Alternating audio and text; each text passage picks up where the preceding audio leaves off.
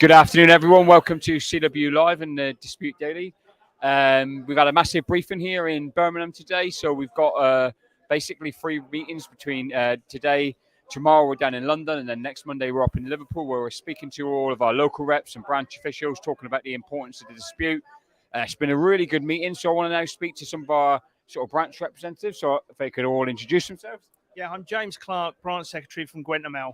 Thanks, James. So you got up and you spoke yourself, didn't you? So excellent contribution, may I say. So what's the mood of the members like locally? The mood is we're ready for the fight. The feedback we're getting and sort of where it's coming from is we worked through the pandemic. We didn't take holidays. We sort of we were there for the company, but also there for the people. But now some of our members are really struggling, and a 2% pay rise is insulting. So on the gate meetings, the feedback we're getting is we're ready. I've got members now who are struggling. They really are struggling. They've got bills coming in October, heating bills, energy bills. They don't know how they're going to pay it. And all we're asking for, Chris, all we're really asking for is just a fair pay deal. Is that really too much to ask for what we've done for this company? We fully believe it's not. And what some of our members are saying to the newer members, they're saying, can we afford to go on strike? And our members are saying, can we afford not to? Yeah, it's a really, really good set of messages, and actually consistently came through from everyone who got up and spoke today, and from the officers as well, replying to the debate. This isn't a crisis where, perhaps, in previous years where we've had economic crises, due to the job security and standard of terms and conditions of postal workers, we've been sort of able to avoid the worst of that. But we now are seeing postal workers saying, I can't afford to put, a week's worth of fuel in my car. Postal workers saying, they're visiting food banks before payday to try and get things done. This is a real crisis for our members, isn't it? Absolutely, 100%. And probably for the 15 years I've been involved, this really is the dispute we're looking at and the crisis where we are. And, other crises where we've been involved in about agreements, et cetera. But this is about money in your pocket, food on your table. It's not just about you as a person. It's about looking after your family. And are we asking too much for what we've done? And we certainly don't want to go down a road where we have an agreement which isn't going to satisfy us. So it is a fight, but on a positive, on the gate, and the emails we're getting and the phone calls we're getting in Gwentham and everywhere else after listening today, is we're ready. And it's a fight we're going to win. I was going to ask you about that, James. I mean, obviously, Gwentham is a branch that traditionally has had a fantastic reputation for always getting behind the union at these key moments. What is the feeling on the ground of the members? Is there anger? Are they ready for the sort of difficult moments that could come in this dispute if we need them to happen? I think the feedback we're getting is we have to be ready. We have to be ready for, and we, as always, we hope it doesn't come to that. We really do hope it doesn't come to that, but we are ready. And without a doubt, the feedback we're getting on the gates and feedback we're getting on our members and also our local reps who've really done ones who have done the groundwork of this and got the guys and girls out on the gate. The feedback is we're ready. And I hate to say it can't come quick enough if it does come. You look final question because I know you're busy. Is one of the things, obviously, objective of a briefing like this is so you can come. Obviously, you bring your solidarity and the strength of feeling which you're detailing to the members right now. Is it of use to yourself and the branch officials and the local reps to see that feeling is replicated right across the country? Massively. And I think a lot of that, but I think saying that, they do know that by the comms. By the comments and the messages we're getting out from your team and also from Terry, etc. The feeling is out there. But even you can't actually ever beat an actual sort of meeting like today and the hearing other branch secretaries or other unit members or local members saying it. But the comms are coming out. As I said, for this battle, just keep it coming. We're ready, and I really do hope the business listen to us because we don't want to go down that road, but we will. Spot on. Thank you for your time, James. We'll let you get back, mate. I'm going to try and see who's next. I think we're going to have Paul Kennedy, one of our divisional reps in the Midland here, who's going to come and have a chat with me, leaving me to talk this space out. So Paul has been a divisional representative for a long time. I also hear it's a very special day for Mr. Kennedy. Happy birthday, Paul, before we start on, mate. Thank you very much, Chris. Thank you. So moving swiftly on. you spoke, obviously, as James, the previous person we sat down and interviewed, did. Set across the strength of feeling in the Midlands. You also talk quite a bit about the simplicity of the messaging and what we need to get across. How are you seeing this dispute? Well, first of all, I think the members understand it. They're right behind us, and it's a few things, isn't it? One, it's about Royal Mail delivering their debt of honour they owe for our members for what they did throughout 2 years of COVID, and it's about Royal Mail getting their priorities in a better place. At the moment, they seem fixated with giving as much of the business's money and profits away to shareholders as they can, and they've got to change the priorities. They've got to give, because they've got the money. They've got to give our members a decent pay rise to clear the debt of honour and give our members a pay rise that will deal with the cost of living pressures that they're under. So, Royal Mail's got to really stand back and have a think about what their priorities are now. So you're someone who's met Royal Mail over a substantial period of time at a very senior level, what would your take be on their attempt, if you like, to, basically everything you said when you spoke, pay out the shareholders, go above and beyond and add the extra 20 pence that they didn't need to do, go out and laud themselves and say that they turned around the company, and then turn around to our members and go, there just isn't anything there for you. I mean, where do you think their heads are at that? They think they can pull off that, if you like, to our members, and members go, oh, okay, we understand that. I mean, I don't know. They've got rid of most of the experience in Royal Mail. So whether they've got a board who thinks that they have to fixate on the shareholders, but the message that they're giving, where they're saying the shareholders are everything, that always be our priority. I mean, you couldn't demoralise your workforce more than that. And the shareholders don't add any value to the company. It's what our members do. As Terry said, we've got £1 billion turnaround from £500 million projected loss to £758 million profit. Shareholders didn't make that money, our members did. And so I think it would be quite reasonable for Royal Mail to say to the shareholders, the 150 odd million we're planning to give you in August, we're going to invest that in our people.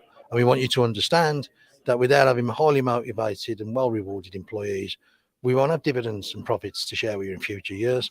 So that's an investment we're going to put back into the company in the form of a decent pay rise for our members. Spot on, Paul. One of the things we've been doing collectively over the last couple of weeks is like pulling the levers and cranking the union into action, into sort of battle mode. How's that been going in the Midlands division? Right, every gate meeting I've done, all the report backs we're getting is the members understand the issues. They understand that Royal Mail does have the money to make a good settlement.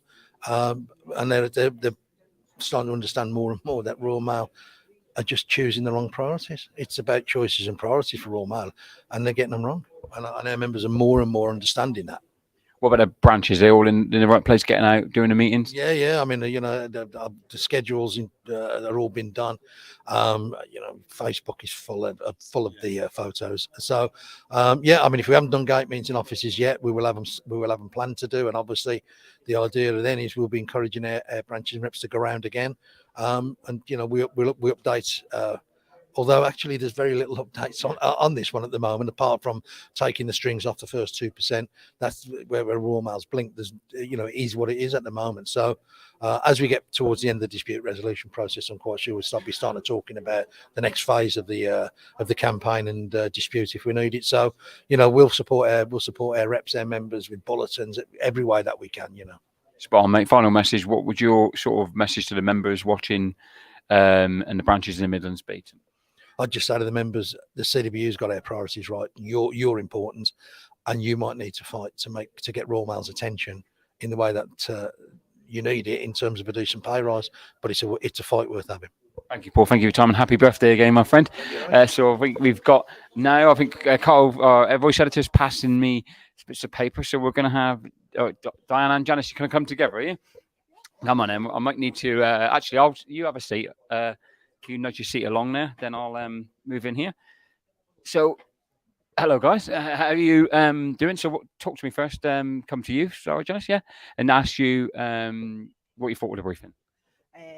Terry was brilliant as always, and fully raised his army of CWU reps and gave us clear, precise information, far better than we ever get through anything from Royal Mail. Oh, brilliant. Diane, what's your take on today's briefing been so far? I think it's very inspiring by all of them, not just Terry, but Terry, yes, at the end, got us all going again. We got clear instructions as how we should act, what we should do. Now we are part of customer experience, so we're not part of, but we haven't been forgotten. We were mentioned today. We have to do things a little differently because most of our staff work from home now.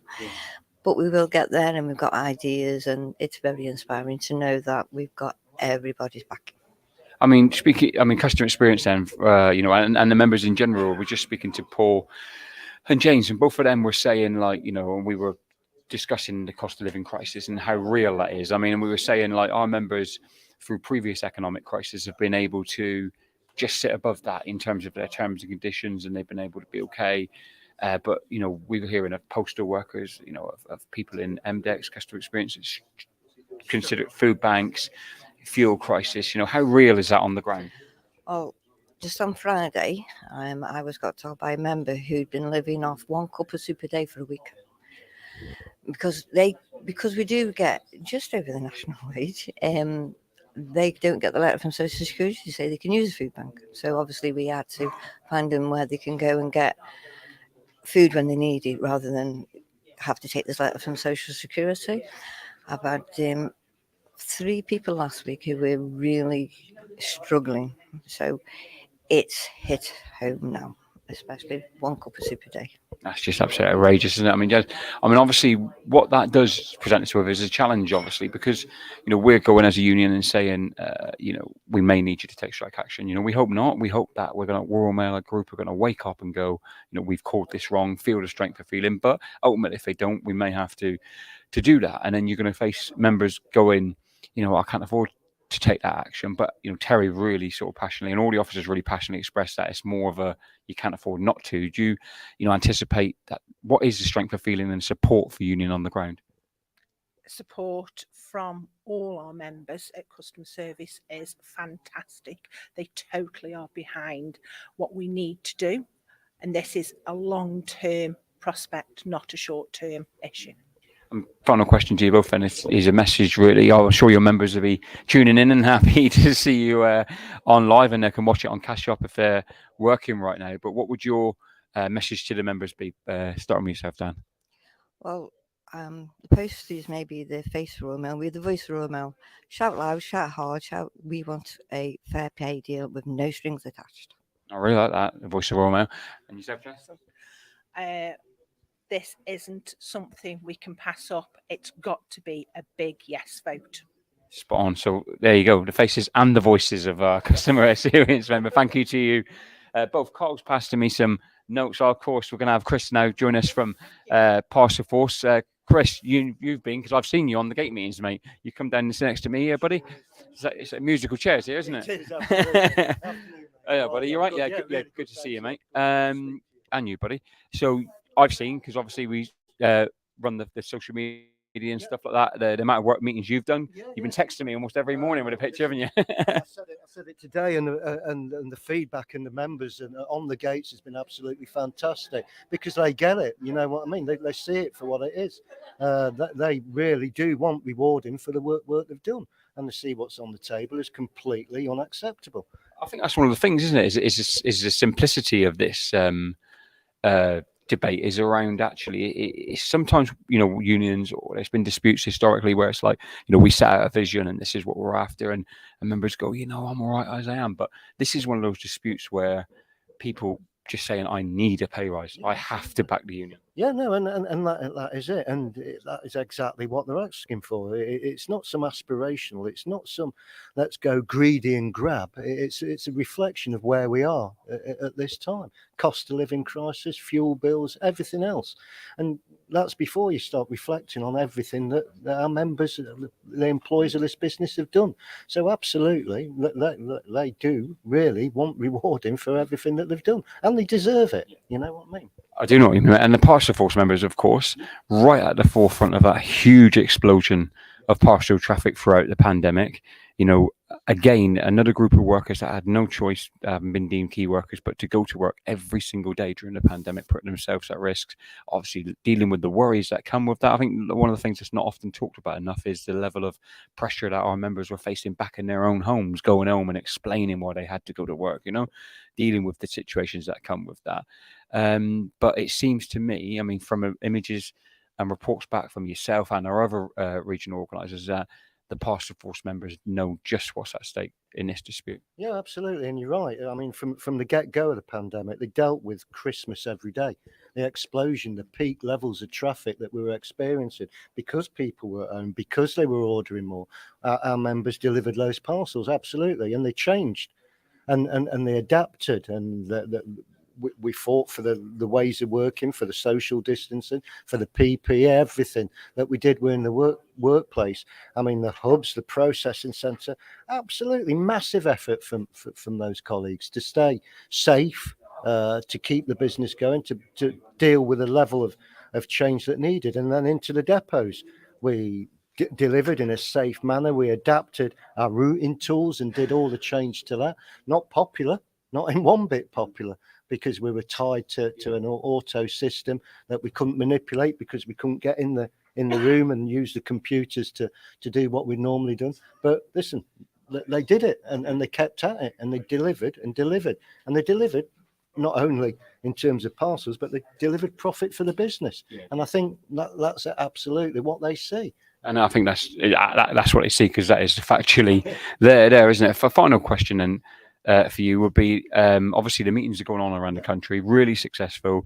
We just spoke to Diane and Janice from customer experience. A little bit more of a challenge there because there's a lot of homeworking, but they're connecting with them, they're phone banking them, they're contacting them electronically. We know what the images are like across mail centres, delivery offices, and parcel force hubs. But we are a little bit from the ballot papers landing with members. How important is it that we continue to get out there and continue to meet the members? Absolutely, and I've been speaking to the reps today. We need to keep the message. We need to keep the updates. Everything that's coming out from Terry, Davey, and the rest of the officers, we need to keep that moving forward. We need the info, the comms, and we need to get it into the workplaces. So yeah, we've done the first round. Expect more meetings, absolutely, to every member. We will be coming back to you again. We'll keep you updated. We'll keep you going. We'll keep you informed. And listen, I know you'll back us, because you know we are on the side of right. You know you deserve better than what's on the table. And hopefully with your support and every member's support, that's what we'll go and get for you. Absolutely. That's brilliant. Thank you, Chris. Thank you for your time. No, keep up the fantastic work as well. I think we've got Terry Pullinger now. Yeah, he's coming in. He's going to sit down and round up the session with us. So, hello, Tal. Yeah, I'm good. Come and grab a seat, buddy. Brilliant support from the members online, but moreover, talking about this meeting, obviously we're here in Birmingham today. I've been explaining to the members watching, we're in London tomorrow and Liverpool next Monday, meeting all of our local reps. And you've been rightly detailing that's the backbone of the union and most difficult job in the union. But how do you think, kicking off, how do you think it's gone today? I think it's been excellent. I'm not surprised by the level of anger. Our local reps reflecting what the members are saying in the workplace. Important for us to hear that. We're in the room representing everybody. It's just another example of this union doing stuff that I don't think other unions do. I don't think any other national leadership of a union, I might be wrong, but comes out, goes on the road and makes sure they get round and give the opportunity to every single local rep, if they are in a position to grasp that opportunity, to come along and hear from us what's happening, what the talks are, what the dispute's about, which is really important, because our dispute is about a no strings pay award, rewards our people for what they've done, and also gives them protection from this cost of living crisis. And that's the least they deserve. It's a debt of honour as far as we're concerned. And we lodged that claim back in February. What the employer's trying to do is confuse that and try and chuck in bits of change and all this lark, probably in preparation for a court case or something. So it's really key, and this is key with our reps. We have to be careful what we're saying, and be in no doubt our dispute, our ballot on this issue will be about a straight pay deal, no strings. Other stuff we're dealing with, if they try to push that on, we might have to respond again. But the ballot that we're preparing now will be just about a straight pay deal. Thanks, Terry. One of the things that is coming through, and it's always nice to have things confirmed in your mind, because obviously you see the raft of support for us online, you see all the images in the gate meetings, but you never beat actually getting in front of the reps and the members yourself. But one of the things that's now confirmed from today is that the members get it and the local reps get it where we are. And the level of support for the union just seems so historically high. Where do you think Royal Mail's heads are at? Do you think they're like, is it a case of them completely misreading the mood of their employees? Is it a case of not caring? Is it a case somewhere in between? I don't mean they care. I think they're playing to another audience, to be honest with you. So whether it's shareholder pressure on the board, or whether it's because it's you're starting to see a pattern, aren't you, in all the disputes. So whether it's RMT, BT, Post Office, all the Royal Mail Group now, you're starting to see a pattern, and it would never surprise you. And it's not beyond. This is not some wild conspiracy. If you imagine government's got hold of all the big, certainly unionised industries, and said you've got to keep the pay rises down, etc., etc. But I also think, do you know what? These people think so. They couldn't think any less of their employees, I don't think. And we've never kidded ourselves, but you just hope that sometimes people, and there is some companies doing the right thing that we hear, but, in terms of these big privatised businesses, that people don't do the right thing, do they? So to me, I think all of these companies were, if they were honest, really honest, they were probably inspired by P&O. Although P&O's bookings are something someone told me is about 92% down. So they're just destroyed another business. That's all they've done. But that attitude where we don't have to negotiate and we're just going to force through change. And Royal Mail Board, they're the ones that are setting the position here, really. When it in the room, and you've got your CEO, you've got all these people, they're all part of it. No one can hide out ownership of what they're trying to do here. They are clearly, this is P&O in sheep's clothing, do you know what I mean? Trying to push through change and then offer our people some crumbs off the table. Outrageous. What do you, take from briefings like today? One of the things you've been consistent in saying in the last week or so, really, and we've all been noting, is how fantastic the support is, how big the support is, how early we've gone out.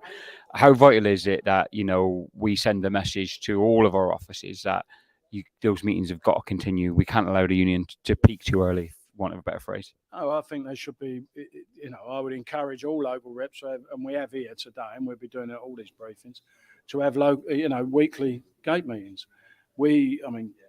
Chris, we're updating from the talks, aren't we? So there is a constant flow of information, but just get the members together, take the temperature. But listen, the reason the members get it, and they would always get it, I think, to some degree over pay. But I'll tell you now why the members get this is because they invested so much of themselves during that pandemic. They were psychologically tested, worrying about whether they were putting their families at risk, worried about whether they were delivering the right things for the customers, covering for their pals that might be isolating and all that sort of stuff. Really working hard in the most difficult conditions. Don't forget, it was 1 to a van, social distancing, everything disrupted our normal working life. And our people went along with it and were challenged by that every single day, but did it. And then suddenly, this is what you get from the employer. Do you know what I mean? So this ain't rocket science. Pay will always energise the membership, in my opinion. But this one, they have totally misread it, the company. Totally misread it. And whoever is their strategist for how you take things forward, you just couldn't have dreamt up a bigger way of insulting, one of the greatest, most dedicated, vocational sense of purpose workforces in the country, and they proved it during the pandemic. And our members are angry, proper angry, and this will be massive. One of the things I was just trying to do then was trying to see if I could play the reaction of our reps at the end. I couldn't get it up, or maybe we'll get it up and put it out later on. But just see if I can get the noise for the members. So that level of, hopefully you'd have got a bit of that. You watching, wherever you're watching.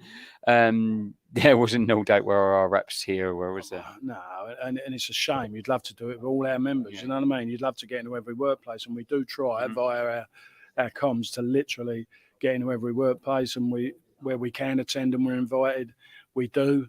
But we got to be in the talks as well. We got to be doing this as well. You can't be everywhere, but our reps are out there trying to do it. But no, and we should be pushing it an open door, because if you're not insulting enough to stand up, to this, then I really don't know who you are. But I tell you what, you're not one of a traditional postal worker, because all of our members, you know what I mean.